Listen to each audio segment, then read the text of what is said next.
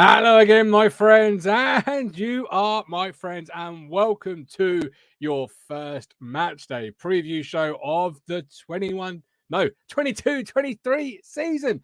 I'm so excited to get into this campaign, see where it takes us, the twists, the turns, the roller coaster of supporting Ipswich Town Football Club.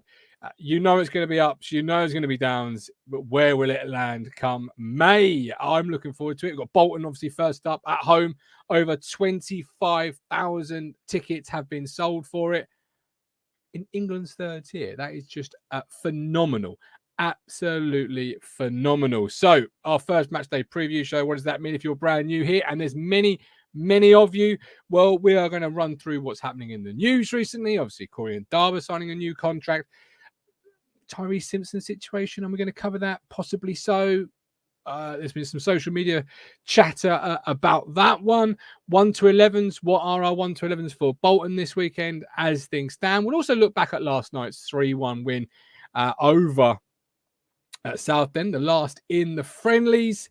How did you see it? Who stood out for you? Sonny Aluko having a great pre-season. We'll probably touch on him as well. Connor Chaplin and many others as we go through. We've got AD Croucher. Welcome in, AD. Hope you're well. Mr. Footy is here. Colin Plum. I bet he can't wait to get back to Portman Road. He was there last night, but it all starts Saturday properly. We've got Rax, Max, Jason Fix, Robert Grimsby. Will be a tough game Saturday, but 3 points would be great. And any update on Bulls knock? Not quite sure on that one. I will try and find out through the course of the show to see if anybody backstage knows. Chloe Land. It was nice to see Colin. There you go. I told you he was at Portman Road yesterday. Good evening, Ashley. Angela, Fairweather. Welcome in. Hope you're well. Don't forget, you can become a YouTube subscriber or a Ko-Fi fifth stander just by following the link in the chat. It truly is great to see those numbers growing. It's always good to see that, we're creating content that you guys and girls just want to support and want to get behind. And of course, it's not always financial. Support can come through hitting that like button right this minute. It can come through subscribing to the channel. But obviously, a big part of it is the financial contribution. That if we do something for you, if we create content you enjoy, big if, isn't it? IF, big two little words, letters, but big word. If we do something that really gets you going, then do perhaps consider becoming a YouTube member or a Ko-Fi contributor. Right. Let's get straight into tonight. Let's get our contributor, our only contributor. Row Strikes have hit Talking Town, but luckily we've got the Milktray Ben Adams. You know when you're gonna go break up from a girlfriend, right? Here he is with a car analogy for any situation. Row Strikes have hit Talking Town, Ben. It's not good. I didn't realise it'd be just the two of us. It feels like a date. I quite like it. Yeah, it's a romantic little kind sway. Sitting at the table, kind of, checking each other's vibe, having a good time. Absolutely, yeah. Just need Fred from, first dates coming over and checking us out. Are you doing okay? Are you enjoying the evening? Is the wine okay? Is everything okay? Is it all good? Oh, I'm glad you went with the accent because I was thinking about it. But I wasn't quite sure. Anthony Steele, don't forget, train strike on Saturday and for MK. So yes, another train strike on Saturday. Not saying whether they're right or wrong, but it is impacting Talking Town, and it will impact you if you get to football via the railways. Right, I've had an awful day. I will try not to get emotional through this show, but an awful day. I'm just really looking forward to getting back to Portman Road, Ben. It's great to step out of my life that's going to get worse, but my life, and focus on football. I hear something about disassociation, taking from one thing and going to another. It's like no matter what happens, the football will be there, and no matter what happens, Saturday will be good. So there is that, and that is a really important thing to do. And that will sometimes looking forward to something is just the one thing that's going to drag you through bad weeks. I'll tell you. Just drag you through by your toenails, but you arrive in a good place. Absolutely hope so. Well, back to Portman Road with 25,000 fans, Ben. Just talk to me about that number. I mean, that roughly is what we got last month of total views. I mean, we got about 28,000 in the end, I think. I'll check the number in a second. Nice. But when you say 25,000 fans and you put our number next to it, it does You know, hang on, just one moment.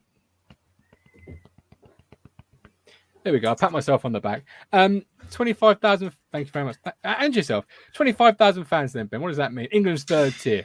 That's amazing. I think it's absolutely fantastic. And that's just a lovely reflection, I think, of where the club is going and also where the club is at. Because I couldn't have imagined that a couple of years ago. And I think we sort of saw the shoots of that last season, although it, of course, didn't turn out with Cook and everything.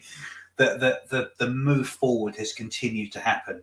And people have bought into it, you know, and I think even more so that this is a time when money's hard to come by. All our bills are going up. The world's in a funny old place right now, but people have still found a place in their hearts and their souls and their wallets to go and spend a not cheap amount of money, because, you know, football's not cheap. You eat your park, a bit of food, program for your kids. It's not a cheap day out. So the fact that people are willing to spend it, I think, is a great indicator of where we are as a club.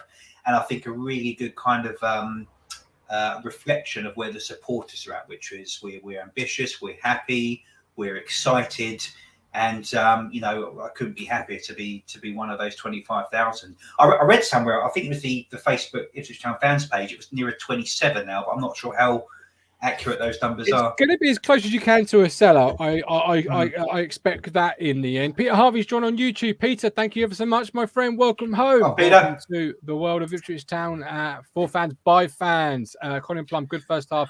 Lost a bit of concentration in the second pre-season. Say no more, Gov. Right, before we go any further, and I will read some of those comments out in the chat, I have to come to our first ticket giveaway. Obviously, for those that have been living under a rock for the last couple of weeks, we've been really driving towards 4,000 subscribers. We smashed through it with a week to go. The deadline was July 30th, which, of course, meant Cruncher dug deep into his pockets and he purchased one adult and one under-19 season ticket to be given away on a home game-by-game basis. So with our first home game being first up, of course, you had to enter. Now, you had to enter by taking a snapshot or picture of your subscribe status and sending it via DM or email to Richard or the Talking Town account. In the end, I think I've got 25 into week one's draw, which, you know, out of 4,000, you know, that is minuscule. So if you're sat at home and you're subscribed to this channel, whether you've got a ticket already or not for the next home game after Bolton, because it is now closed, get a subscribed snapshot and send it to Rich and get yourself in the draw for the next home game after Bolton, which I think is MK Dons.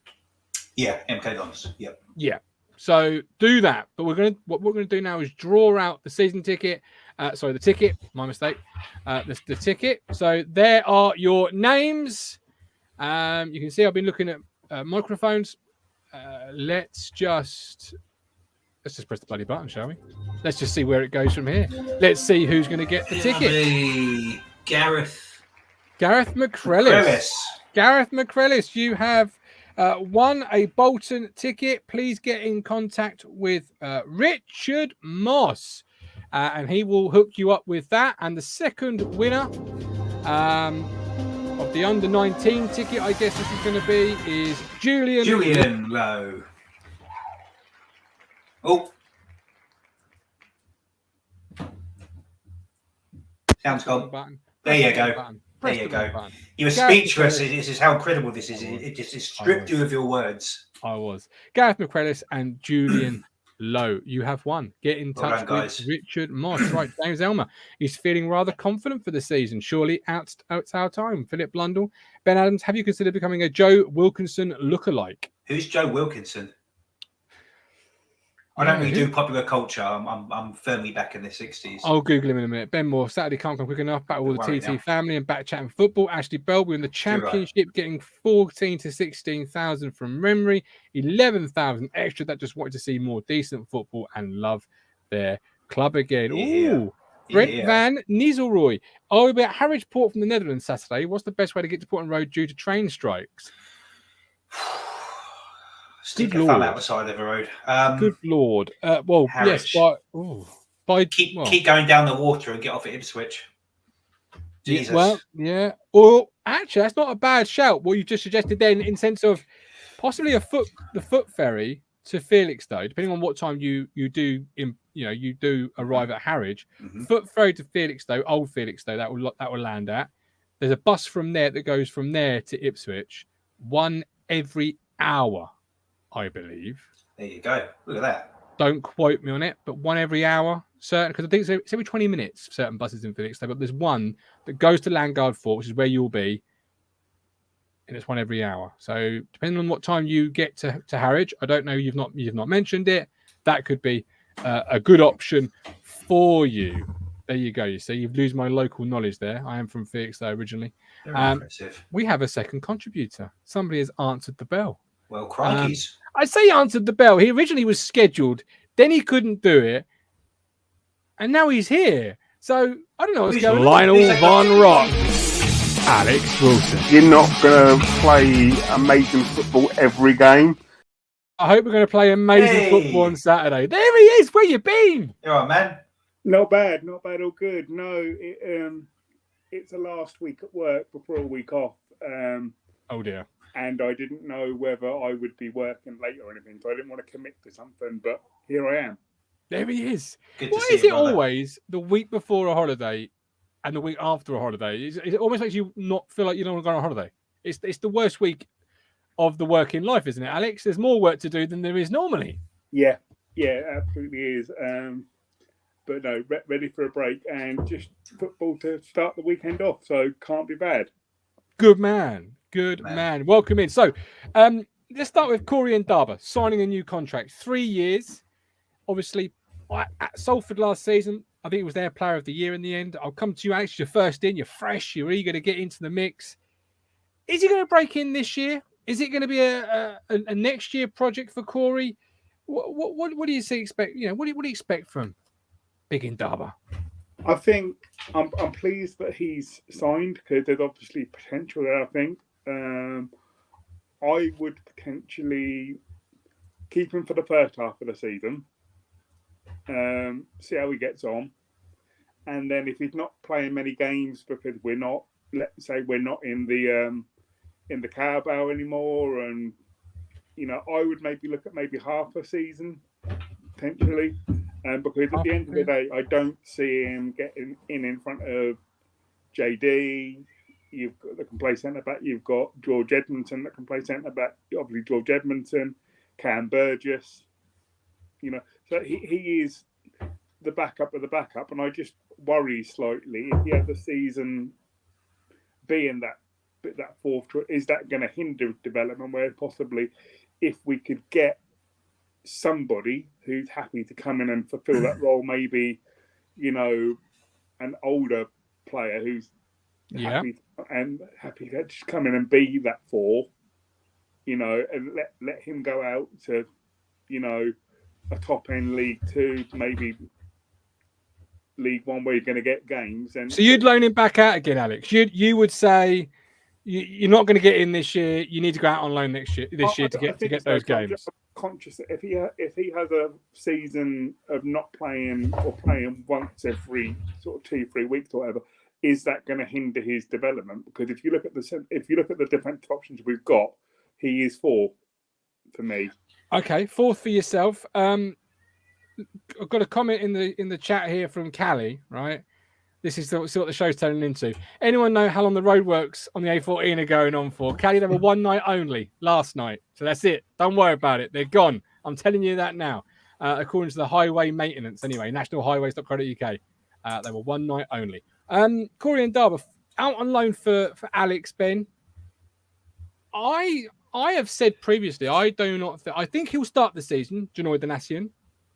I don't think he'll end the season as a first choice defender. I can see bold.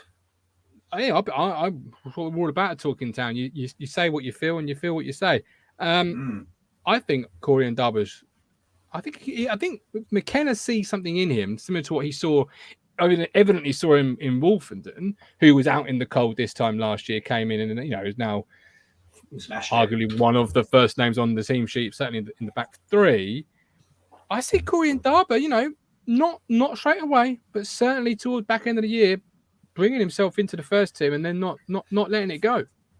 I think you're right. I think to dislodge anyone in that defence is going to take some going, because we really do have a fantastic back half of the field. The quality, I mean, any team in this league, you take two people in there, Donny and Wolf, or Edmondson and Burgess. These are all top quality players. So if he does come in, I don't share your opinion. I do think Donny's going to have a all season. If Ndaba does come in to replace him, it would have to be such a level of performance that there's no other choice, and that performance level has to be 10 out of 10. Because the reason why I like Donny, same reason I like any good player, is the link up play with Burns. Those two just work seamlessly together. So for me, it's almost not as if he can be a good defender or a sort of flying wing back or anything. It's how well can he link up with the person in front of him. So it's going to be a tactical decision. But I do think, though, with the 5 substitutions, this is a really good season to come in that role to someone who is established. Because I think if it is going to be a change, it will be tactical rather than form. If that makes sense. Okay. Yeah, no, that makes perfect sense. We've got James Newton in Ndaba, 100% as 100% the future of the left side. We can't keep going with Edmondson on the left side, where it's clear to see is probably suited centrally, but Wolfie is hard to drop now. Louis Fenton didn't care, but saw the goals. He didn't go last night. Kev Sherwood in Ndaba won't make the bench for league games. If the other 4 ahead are fit, we'll all play Papa John's. Ashley says, Alex, it's got to be a decent League One loan, not a League Two loan, which is interesting, particularly at this point of the campaign or summer, because you would expect most League One teams to almost be fixed up. But Craig at Portsmouth has a great point here. Anyone think we'd consider selling one of those centre backs? We do have to cut somewhere out of our squad. So I wrote down the centre backs: Christian, Cameron Burgess, Janoy Danassian, Corey Ndaba, George Edmondson, Luke Wolfenden, 5 centre halves. I don't think I've missed anybody.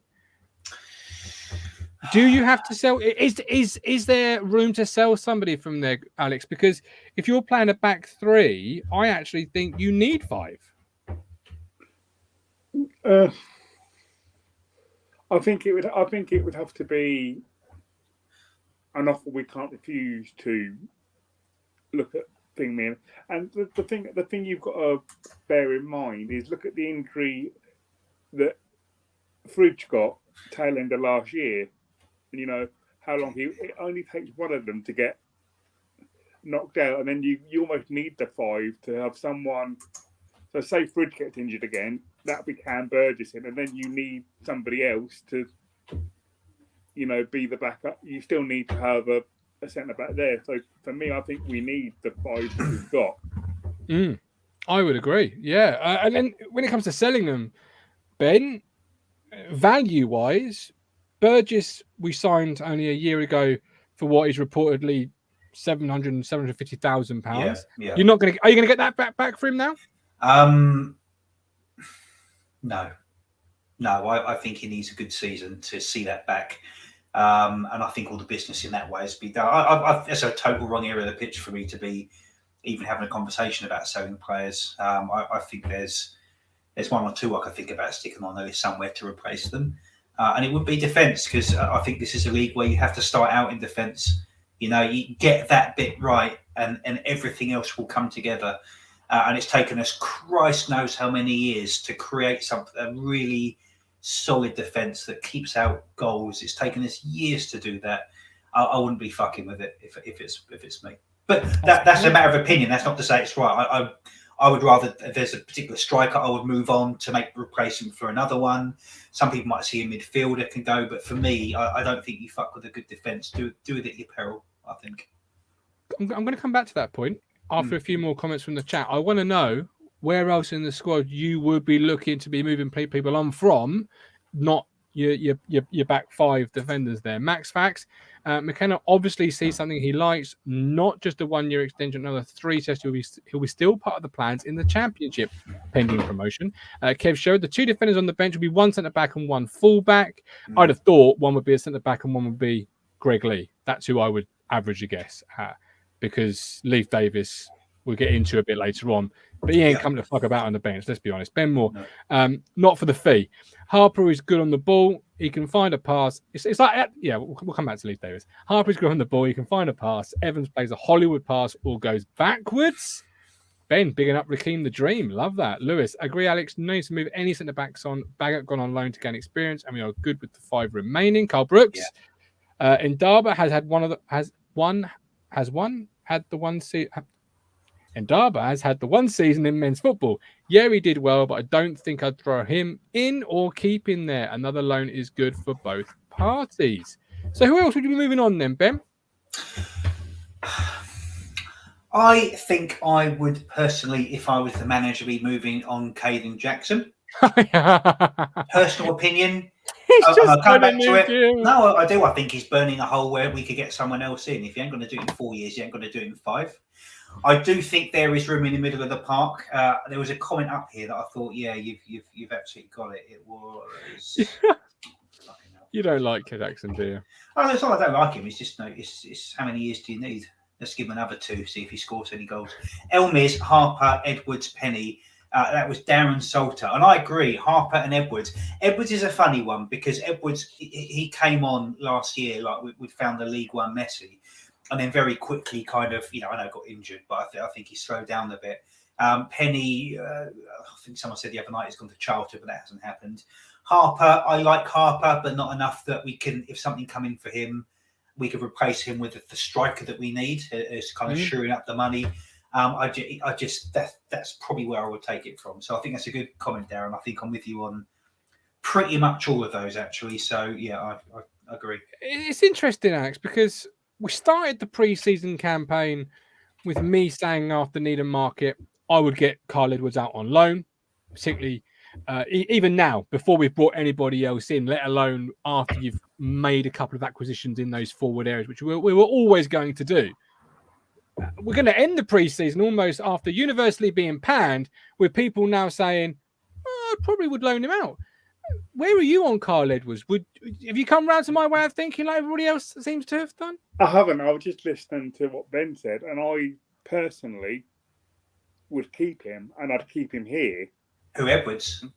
I'd keep Carl Edwards here because I think him having a full season under Kieran McKenna and the coaching that Kieran McKenna can maybe develop him, then I think if you can get that coaching into him and sort that final ball out, then we've got a player that can do something there. I think what would concern me about him going out was, is he going to get the same level of coaching that he would here? And he maybe is that kind of player that, when we're making a sub with 20 minutes to go, that can come on and just, run at tiring defenders. He can win a free kick. He can win a penalty potentially.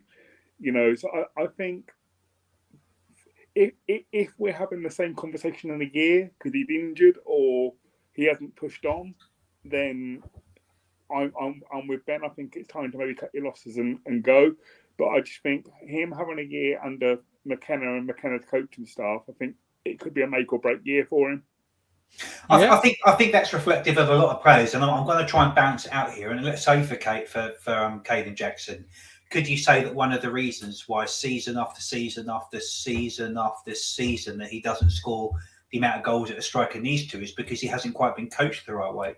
I think Kelly made the point in the comments about Caden's being used correctly, he will bag. You might be right. It might be a coaching issue. If the system is played around Caden, that could work. But I'm also how do you pronounce it? Ladapo. He, from everything that his previous team and fans have said about him, he needs to have a team built around him. Otherwise, he goes completely AWOL and sometimes doesn't even turn up to training. So you've got then potentially 2 strikers that you need to build a system around. Maybe one of the tactical questions is what area of a pitch do you build a team around? I would argue from the back and the flying wing backs. But mate, I'm looking at the 3 teams that went up last year and they all had strikers on 18 goals plus. And I just don't think we've got that. So I think it's better to flip the coin and maybe go and find someone who might do that. But of course, us and 40 other teams, and who's that going to be? There's no guarantees. I think it's a numbers game, though, really, isn't it? Because if you look at your attacking options and then you try and construct a substitute bench, how you think McKenna will construct it, particularly for the first game of this campaign, then I think Edwards maybe just squeaks it in. But if you bring someone like George Hurst in, it becomes a little bit more difficult then, because let's say Harnish, Chaplin, and Burns are your starting three. You've then got Edwards, Aluko, Tyrese John-Jules, Caden Jackson, who can play up front or as a wide man. We've seen him play previously. Humphreys, if he stays around, he may get a loan deal out. That's 5 attacking players. You've then got Greg Lee, you might want to put on the bench. Haladki, you'll need on the bench from a goalkeeper, a centre half. It's a real tough situation just from those front options. You've got Edwards, Aluko, John Jules, Humphreys, and Jackson. Where is Carl Edwards going to get the minutes that he desperately needs after last year's injury hit season to progress? Last season, that would have been a problem for him. This season, I don't think it will be, because we can have 5 subs. And we the people we have behind the 11, the depth is we're taking the piss. The depth of the squad is fantastic. So you want to change a system, you want to change the shape of a team and have it effective. You want speed. We've got everything there. So Edwards this season, let's say he has 17 games that he's really effective with, and you bring him on in the 60th minute to just run at people. This is the season where you need someone like Edwards, whereas if it was last season, I'd be thinking, where are you going to get the games? I actually don't know, because with 3 subs, you're either replacing 2 strikers or sticking another one on chasing a game, or replacing an injury. So we can go pure tactics. I remain very sceptical, though, Alex, of that 5 substitutions, because... it's brilliant, but I remain sceptical of how it's going to actually pan out and work in terms of getting players minutes, but not just minutes, quality minutes at the speed of a game that's a real game and not petered out into almost an international friendly. I say that because you allow 3 instances to make a substitution. Now, if both teams make a substitution at the same time across the second half, that's almost substitution sort of like every 15 minutes. You're making 2 substitutions, 1 here, another 2 here, whatever it might be. That's going to be a real stop, start. Cheltenham fall over, Oxford fall over. Second half, I remain sceptical about how that's really going to affect the game and players getting on the pitch. Yeah, because it's 3, it's 3 instances, not including half time, isn't it? Exactly. So, but not many teams make changes at half time or the first half unless enforced. It's usually give it 10 after half time. We'll make a couple of changes then. It's great in theory, Alex. I just remain very skeptical of how this is actually going to work. Yeah, but I wonder whether you will see, just because you've got those 3 instances doesn't necessarily mean that you need to use them. No, of course. It's not like there's a rule that says you must make your subs. I think, it'll potentially, for teams like us, that have got the embarrassment of riches that we've got on our bench, and the changes we can make without, affecting the quality of our squad, I think it could be a real benefit. But then you look at your smaller clubs that maybe haven't got the squads and the quality that we've got. Are they going to be looking to make that many changes? Because in terms of weakening their team, because we saw it when we had the 5 subs during the COVID thing, didn't we? And the amount of times we'd say, look, we've made our 5 subs and we've almost basically replaced half the team. So, they've got to sort of readjust. I think it's a nice to have. I don't necessarily see... I get your point about being very stop-start if you do get 2 teams that do use all 5, but I do think it'll be a scenario whereby just because the option's there, it doesn't always mean you've got to use it. Very true. Yeah, I just remain. It's one of those things, Ben. One of those new instances, and also something else that's new for this coming season is that the EFL have given referees or the PIGMOL, is it called? The Professional Association of Referees or whatever, have given them new guidance, new clearance, new authoritative on time wasting, etc., etc. I'll grab it off Twitter in just a second. Didn't know that. I'll grab it off Twitter in just a second. But I remain very skeptical about the substitutions first and foremost. How do you? You've heard what Alex said. They're very articulate, very probably bang on the money. How do you see it? What? In terms of the stop-start, yeah, because you've got three subs you can use, as in like 3 instances. You've got teams that are going to come or be at home and time waste. How much of the second half is really going to be a quality period of? I do hear that, but maybe there's. I think the flow of the game, yes, I do see problems, and maybe this is that kind of inaugural season when we're going to see if it works or not. But also, I think we can do that as well as the other team. Maybe there are going to be games where we need to maybe we're 1-0 up at 78 minutes and we're being absolutely bashed, and we're going to have to bring on a sub every 2 minutes to the end of the game. It's dirty, it's gamesmanship, it doesn't feel very ethical, but if it gets us out of this fucking league, you can have 11 subs on per game. I don't care what it takes. But whatever happens to us, we can also do back. So I do think it works both ways, if I'm honest. It does.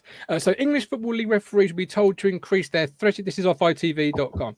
Threshold of fouls, cut down on time wasting, and ensure player behaviour does not overstep the mark on the new season. I will just share this screen so you can read it at the same time as I. Here we go. Hopefully you can now see that. For those on our audio platforms, apologies, you will not see it. But I'm not magic. I can't. You'll just hear it. The PA News Agency understands the Professional Game Match Officials Limited (PIGMOL) is committed to making the EFL a better product for the forthcoming campaign, which gets underway this weekend. Officials have been instructed to adopt a higher threshold for penalising contact in challenges, taking into account how much contact there was, the consequence of it, and what the attacking player's motivation was. They will also be more vigilant for sustained holding at set pieces. I was going to stop right there for a minute. It's just holding at set pieces. Do you remember the year Jonas Knudsen got done at Reading, giving away a penalty for holding in the box, and then the referees never gave it ever again? Yeah. What a load of work! What a load of fucking word salad! What a load of rubbish! Because it's still down to the person in the black shirt, and in League One, they're always shit. It's one another. I don't care what the rules are. Yep. Yeah. If they said you're not allowed to award penalties in the league, we will probably get the refs that would fucking award them. The standard of refereeing, we don't cover this enough. Actually, it really freaking irks me. The standard of refereeing in this league is for that reason alone enough to get out of it. For Christ's sakes, I'm not saying it's Jesus Christ himself, brilliantly officiating the championship.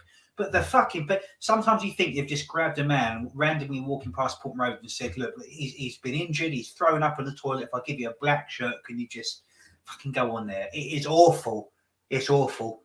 It doesn't matter what the words say. It's whether I almost think it's the tax for being a League One side. It's the tax for being being a side that was in decline. This is what you pay for it. But back to it just says here, after the 21-22 campaign saw less playing time than ever before, referees will also be more proactive in curbing time wasting and will be prepared to sanction players early on in the game. Participation behaviour will also be strongly managed to ensure incidences of dissent and other poor behaviour are stamped out. Alex, I present to you a situation. Player A takes longer than he needs to taking a throw on 58 minutes. Referee books player A. 20 minutes later, player A takes longer doing a throw-in. Is that referee going to send him off and affect how the game may come out? Of course he has to. Well, he should do, according to the rule, Yeah, but the three of us and 99.9% of people on this platform have been watching the football for that long. We get directors come out like this every single year, and by mid-September they'll all have forgotten about it and we're back where we were anyway, so just not even pay any lip service. I just think, as a fan, Ben, I don't want that player sent off because I don't want a game dictated by by silly things like that affecting how the game comes out. We beat them 3-0, but they had 9 men in the end because the referees did their jobs according to the letter of the law, and the bloke was only doing his shoelaces up. Like, I agree, but I think refs fuck up a game without the rules being there. I'm not sure if they gives maybe more carte blanche in order to go and do that. I suppose we'll find out. I mean, we have players that will stick a foot in and do people like Morsey in a kind of little bit of shithousery and aggression. I'm hopefully that won't be too punished. I think the person that would have suffered the most, ironically enough, we just sold, because that means Norwood would play about 8 games of the season if that was the enforced to the letter of the law. Yeah, I don't think we're the kind of team that's going to suffer from that, but we might have to suffer with it with other people. Yeah. Philip Blundell, if referees are going to clamp down on holding, then they need to clamp down on holding at both ends of the field. AD Croucher, I hope we don't have to put up with stop-start play with constant drink breaks. Oh, that does my head in. It's November the 5th. It's -8 degrees. You're having a drink break? What get the fuck back on the pitch, boys. Lewis, what will last longer? Refs applying the new rules, or my interest in fantasy football? Our resident Charlton fans in the room. Welcome in, Johan. We've missed you. I hope you are well. Irv, our referees in the room. Irv, I'd love to know how you would manage time wasting. He says clamp down early, but then are you setting yourself up for a tough game, Irv? That's what I want to know. Chloe asked earlier in the chat, what's the 11 for Saturday going to be? We're going to come to that in a bit. But Led Wizard 09's gone early. He says Walton, Donastian, Edmondson, Burns, Wolfie, Morsey, Evans, Ball if available, Chaplin, Davis, and Ladapo. I have got another ticket to give away.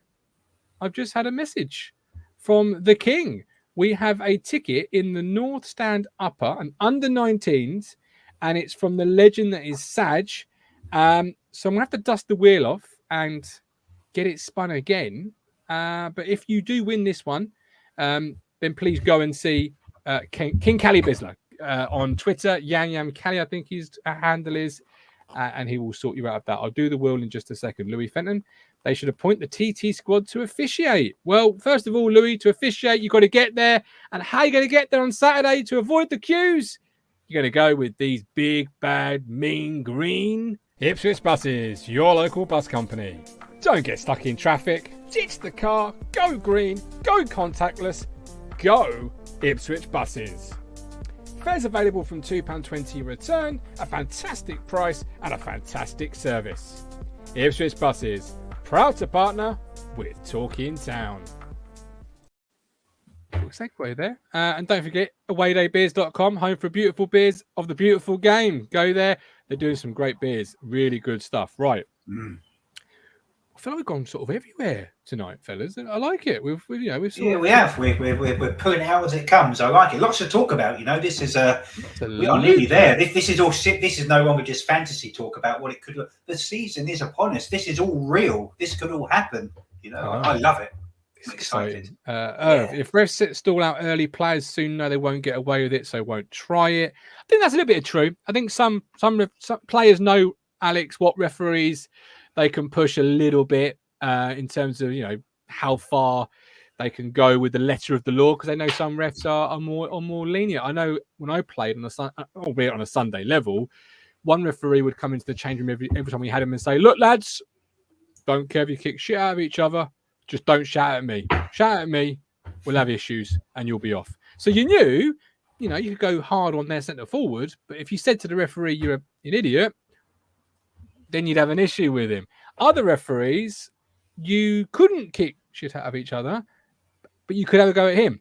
There's a little bit of truth in that, isn't there, Alex? Players know what referee they can prod.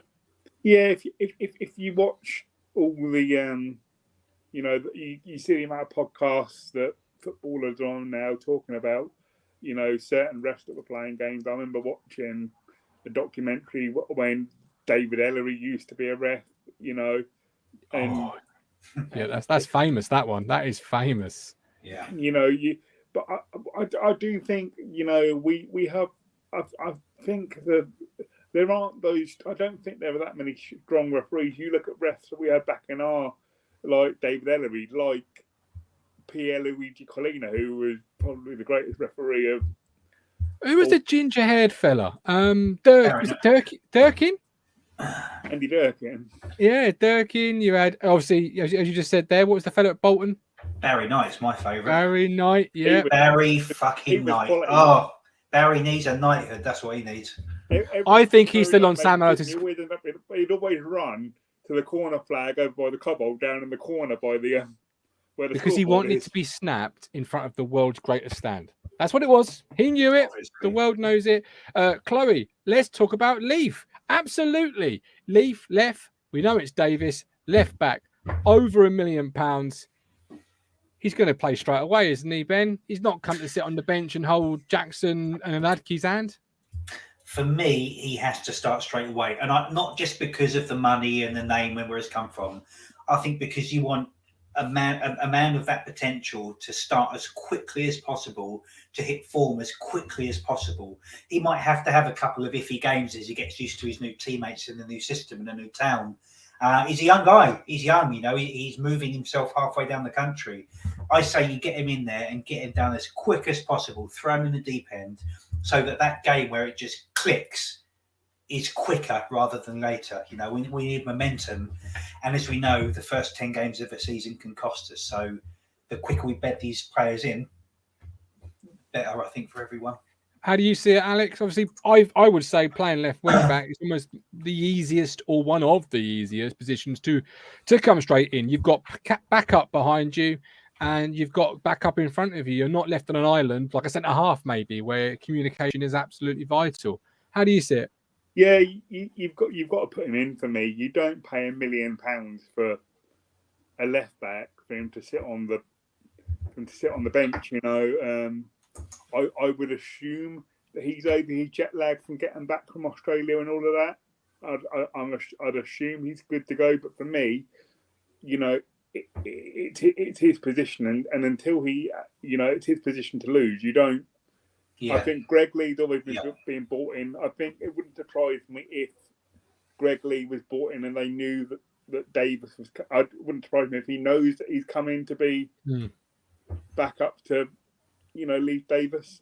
I think that's, you know, I think that's a given. But for me, you know, the fact he's an attacking, pacey, and he sees himself as a left wing back, then you don't pay that kind of money and work as hard as we did to get that deal done for him to then come sit on the bench. It just doesn't make any sense. So he'll be first choice left back all season.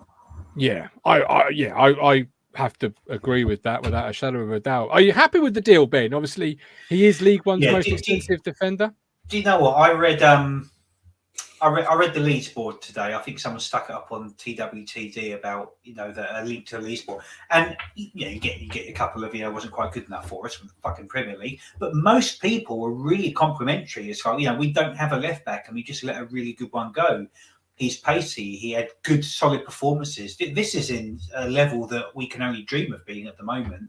Everyone that has commented on him said he's a really good young man and he's got really great potential. And how old is he? He's really young, isn't he? 23, I think. Yeah. God, he's probably 4 years off his peak. You imagine he does what okay, I know the Tyrone Mings thing happens once in a lifetime. That's his fantasy stuff. But imagine we turn him into a better player. Imagine he fulfills the potential, and that's all he does. He just fulfills the potential. How much could he be worth? How good could he be for us? So I'm really excited to see him, and it's a statement of intent from the owners, and I do think it puts a bit of pressure on with expectation being a young man. And I know Ipswich Town fans have never been the best of expectation. Yeah, we want someone to come in and hit the ground running, and that doesn't always happen. But I don't know. You've got to trust the people at the top. You have to trust McKenna. If he says I want him in my team, I maybe trust McKenna's view more than anything I know about him. So I'm kind of going to go with that, I think. Yep. Okay.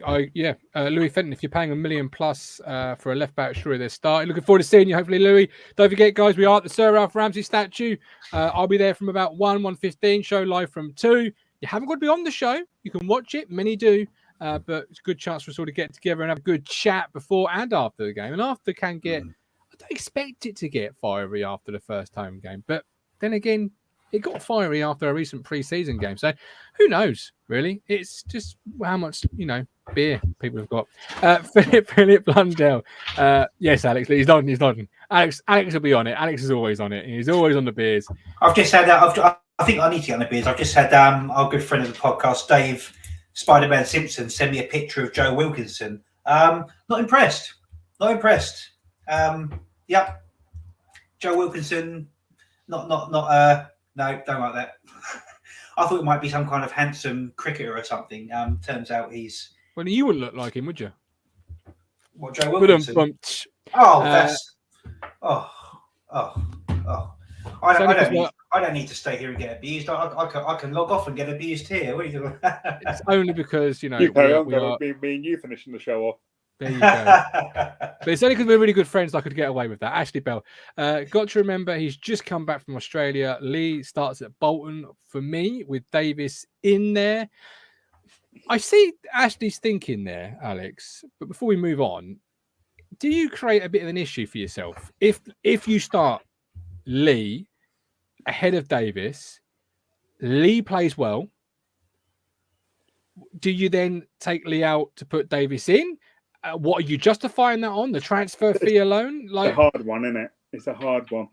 You know, if that were to happen, how do you even have that conversation with Greg Lee? You know, in terms of, you've come in, you've played well, you've done more than anyone can ask, but we're dropping you because we paid £1 million for this bloke, you know.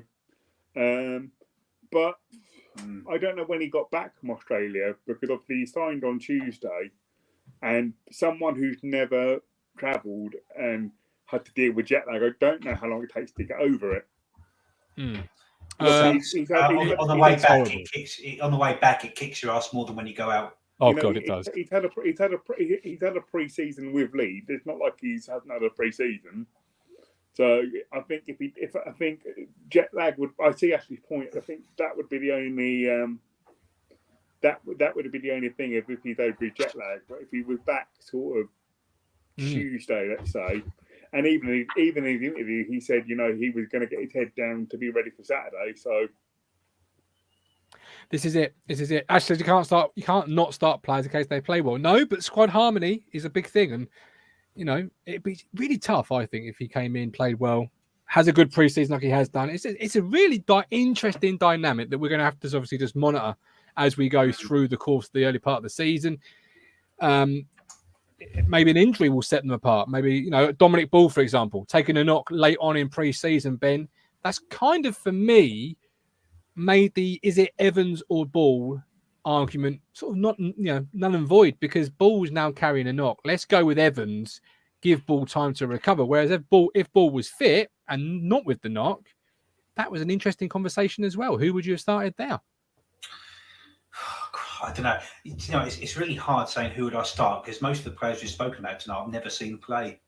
It's so tough, isn't it? I'm actually, yeah, I have, and I like it. Were you impressed? Did you like it enough? What, to start over Ball is the question. Just would you, you know, you've seen Evans play from last season. Is that the person you look at and say, you know what, if he starts, I've got no issues at all? I like Evans, but that's about it. I thought he was fairly good when he came on. He didn't do anything too out of place, but like Dominic Thompson, for me, it was good. He didn't look out of place in the team.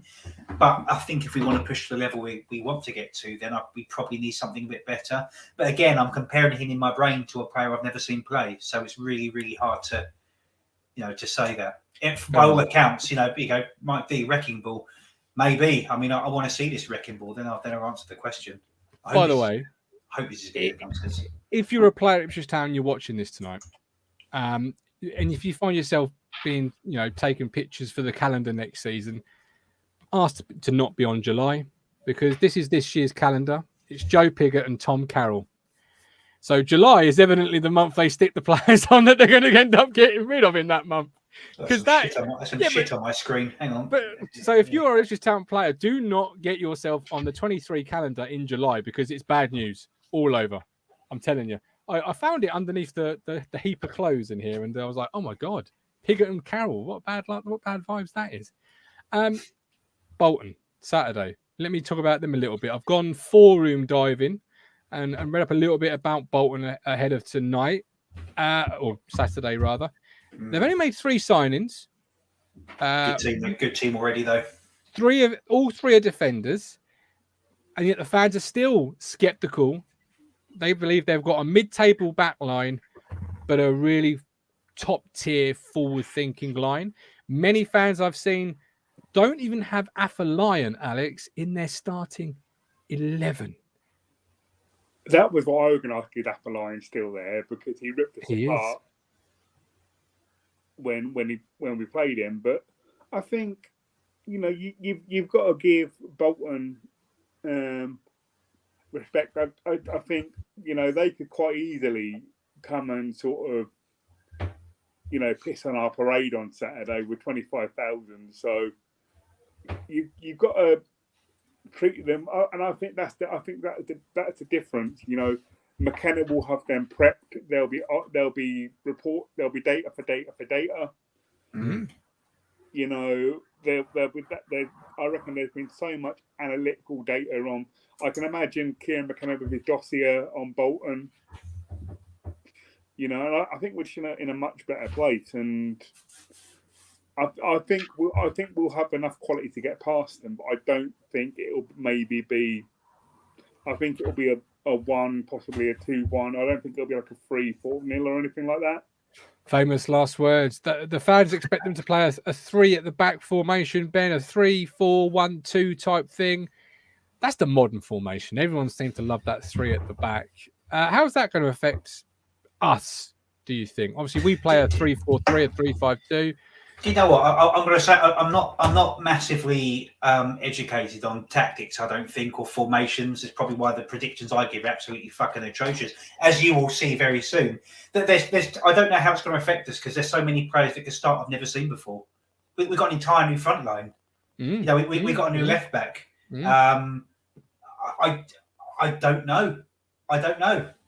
I have no idea is my answer. I'm not sure if that's very podcast worthy, but there's so many. Although we haven't gone out and done bomb squad and replaced everything, no one knows what we're seeing. Where he has replaced the players could really affect the game. A fucking left back for the first time since. Oh, is he frozen? Oh no, 2009. I mean, no, he's there. So I don't know. Christ, I need to see 3 games before I kind of get the players in my brain first. Bolton will turn up and want to win. They're a good team. I think we're going to win. They are. I was getting the wheel ready. My apologies there, ladies and gentlemen, for me disappearing. So the wheel is there. This is for the ticket that Saj is giving away under 19s in the Sir Bobby Robson stand. Please see. Oh, that's not really worked out well, is it? Let's try that again. Please. I've got no idea. It's frozen on the screen. It's working behind the scenes. There we go. Your winner is still not working. Samaldo 1974 is who's been drawn out. So Samaldo 1974. Please see Callie for Saj's ticket. Ben Moore. It all depends on how they play. 3-4-1-2 compared to us. They could be a high block with high pressure, or they could be a low block. Is this football or the weather? Is this football or the weather, I ask you people? I thought I was the analogy man. Could be a high block, could be a low block, could be a high bit of pressure here, could be light drizzle over here. I'm not au fait with this. Right, your team for Saturday as we conclude tonight's show, gentlemen. Before you show mine, I just don't know. I just don't know who's going to start. I don't know enough about these players. I pulled these half out my arse and half from someone's Twitter team they stuck up. So you do yourself a disservice, my friend. I think many people will like your team. Okay. Comment on the thing, and you can tell me how much I don't know. Some things I know about, some things I know I don't know about, some things I don't know that I know about, and some things I don't know that I don't know about. So do with that as you will. Let the people make their own minds up. Alex, ready for a laugh? As you were a last-minute step in, I didn't get your team, so you can judge Ben's team. I think you're going to be where I am with it. This is his 11 for Bolton. Walston in goal, Edmondson, Wolfenden, Donatian, Burns and Davis, Evans, Morsey, Harness, Chaplin, and Ladapo. Ashley Bell says Walton, Burns, JD, Wolf, Edmondson, Lee, Morsey, Evans, Aluko, Chaplin, and Ladapo. Why didn't you think of Aluko? Mind you, who do you put him in for? Chaplin? That's a really tough one, isn't it? This is it. Or maybe Morsey, take out Evans, Aluko behind the top. Okay, I'll stick with it. Alex, your thoughts on Ben's team there? Very similar to how I would have gone, I think. The only thing that I would do differently if Don Ball is fit, it's Don Ball over Evans for me. Because I think if you have Evans and Morsey's got to be the one that sits and be the more defensive of the two. Whether if you've got Don Ball in the team, you can have Morsey continue on that journey he's been on of being the more forward playing midfielder. But yeah, that team is very, very similar to where I would have probably almost I would have gone the same as that, but I would have gone Don Ball for Lee Evans if Don Ball is fit. There you go. You see, Ben, I told you you were doing yourself a disservice. That's a good thing. I don't feel such a fool now, actually. I would agree with you, actually. Because I think Callie was defending it a couple of weeks ago, and upon reflection, I quite agree that Ball coming in, I think, will sit in front of Wolfenden and allow Morsey a more advanced role. So if we get that kind of King Callie 10 goals for Morsey, that's the most likely chance it's going to happen if you stick Ball in there in front of your back three or higher up between your wing backs. It'll be really interesting to see what Morsey does in a higher up role. But I think, But Luco, I just want to, because Luco, he seemed really polarising last year. And although the stats would indicate as much, for me, he wasn't. For me, he was one of my top players last year. He was that fitness, the attitude, the making everyone around him really good. I'm actually looking at that list thinking, why did I leave Luco out? But then, of course, Chaplin would be that most likely replacement, and he went and scored 9-10 goals last year. So, God, if you're a Luke, he's so good, and apparently he's had an absolutely incredible pre-season, which is a really good. It's great to hear. Aluko, Chaplin, Harness, Burns, Tyrese, John Jules. We listed them earlier, Alex, but Aluko has had a fantastic pre-season. Realistically, what are the expectations for our number 10s this year? We'll start with Aluko. Obviously last year didn't really register anything on the stats or goals, not anything of real note. Do you want 5 goals? Do you expect him to play 15 games? Do you expect him to be a starter? Realistically, as a fan, what can we expect from a modelled professional in Sonny Aluko? I think it's a real tough one. Because for me, and this is just my own personal opinion, for me, I still think at the minute Chaplin is our best 10. So agreed. It's Chaplin that has that position. I think Sonny Aluko could be really effective if he's happy to do this. Come again, starting on the bench and maybe being that sort of quality calming influence that when we say we've lost our way a little bit in the second half, just being that player that's got that little bit of quality to come on and put their foot on the ball and just calm things down and point. But then it is a toss up because yes, Aluko's had an amazing pre-season and he scored some goals, but for me, your 10 has got to be a goal threat, or it's got to be chipping in with goals and assists. And Aluko just needs to bring it a little bit more to the table in that regard. To me, and don't get me wrong, I'm not saying Aluko's about he's a quality player, but whether does he provide quite enough in terms of assists and goals? I think we've got potentially other players that can do that. So for me, he's here to be like a calming influence that maybe comes on and just puts that foot on the ball and just calms everyone down a little bit. No, I do agree with that. I think Aluko, as somebody said in the chat up here, Ashley Bell, bottom player, high press. Aluko can play out of those tight spaces, plus experience can calm head on big occasion. Chat's gone really funny. Come on, City, let's be having up the Canaries. And then afterwards, naked HDXYZ want to find love. We all want to find love. We're all human beings. We're societal animals. A lot of us have been lucky enough to find love, but you're not going to find it on here because we're talking football. There you go. It's just a bot. I won't worry about it. But don't click the link, whatever you do. I like the sound of this bot.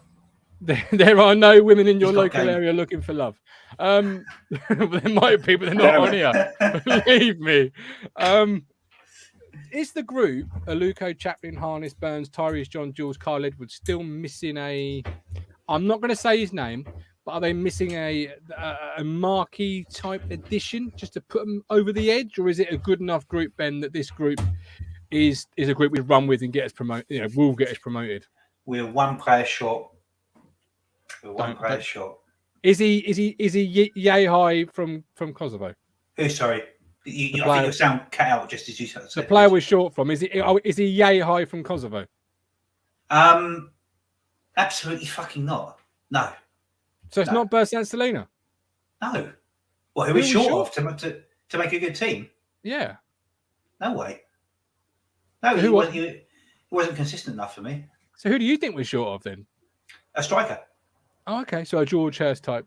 Yeah, we've got the number 10. So I think Aluko and Chappers are one and maybe number 4 the best in their role of the entire division. We've done the Selena thing, 8 games out of every 19, 8 out of 10. It's not enough to get us out of this division. If it was, we'd be fucking out of it. So get something solid, consistent. I'd rather have a striker who can score 16 goals consistently from all over the pitch, 1 goal every kind of 3 games. I just don't want to hear that name anymore. It just gives me a headache, and I've already got a headache. All right, no worries. It had to be mentioned. I had to ask if you felt the group was good enough, and you do. Louis Fenton, Aluko isn't consistent. Because of his age, he probably wouldn't last 90. He is consistent at the pre-assists. Ashley Bell, Portsmouth have signed another striker from Spurs, which suggests they know Hurst isn't coming. And Edward thinks Aluko should start some matches if the opponents warrant the tactical change. Do not forget to hit that like button, subscribe, become a YouTube member. Before we leave, I want your score predictions as we round up tonight's first match day preview show. Saj says that was a good finish. I do agree. I'm looking forward to seeing how he comes to the squad, Saj. I really am, actually. He's gone from possible Louis Barry award to possible, underrated performer of the year award. Sorry, Craig, how can Ben not want Jackson because he hardly scores, but wants Aluko doesn't assist? Because they're different players in different roles. Aluko makes the players around them better. Jackson doesn't.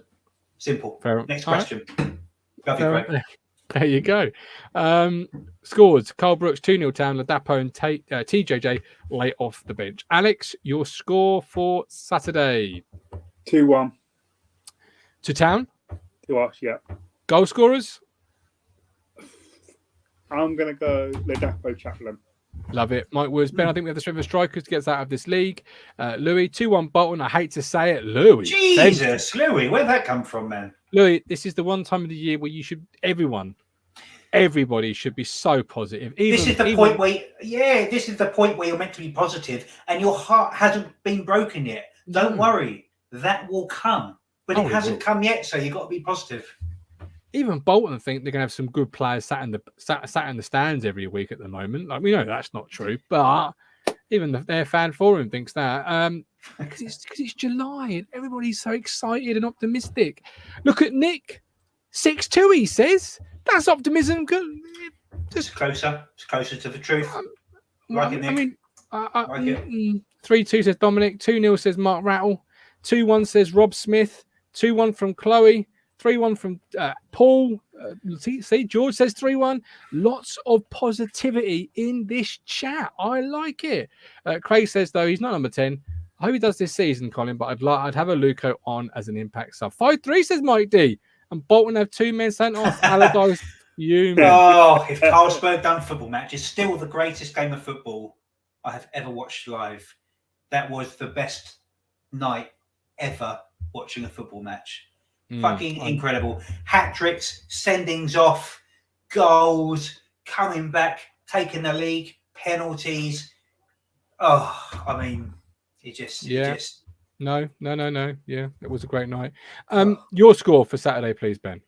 I think I'm going to go for a 3-1. I do think we have a goal against us still. But I think we have the goals for us. And I think it will be Chaplin, one of the strikers. I don't know what the strikers are like, so one of them. And I think Burns is going to come in and start off the way he's going to go for the rest of the year. So I'm going to go 3-1 and a convincing 3-1. Okay. I love it. We're back at 8:30 Friday night with our press conference reaction show where we take a look at what Kieran McKenna had to say in his first press conference of the season. We break it down and we tell you what we think he really meant. Joining me that one is Matt Phillips and Bricktop Coxey. Then we're live Saturday from outside the ground by Sir Ralph. Do come and join us. Do come and say hi. What time you for anyone who wants to come and say hi, you might have joined us in the off season. What time do we sort of start setting up under Sir Ralph? What times do we go live? We go live 2 p.m. every home game, every home or away game. But we go 2 p.m. We go live at the feet of Sir Ralph, and I'm normally there around 1:15, and the group of people meet up from 1:15 onwards. I'm bringing down my wife this week. My dad is off he's going to America on Friday. Is he? Where's he go? Whereabouts in America? Florida. That's where we always go. We love it. All Disney fans here. As the Disney tattoo denotes. Wow. So he's going to be there, but the day before the first game of the season, he's crazy. So I'm going to bring down Danny for the first time for a first ever live football game. But not just Danny.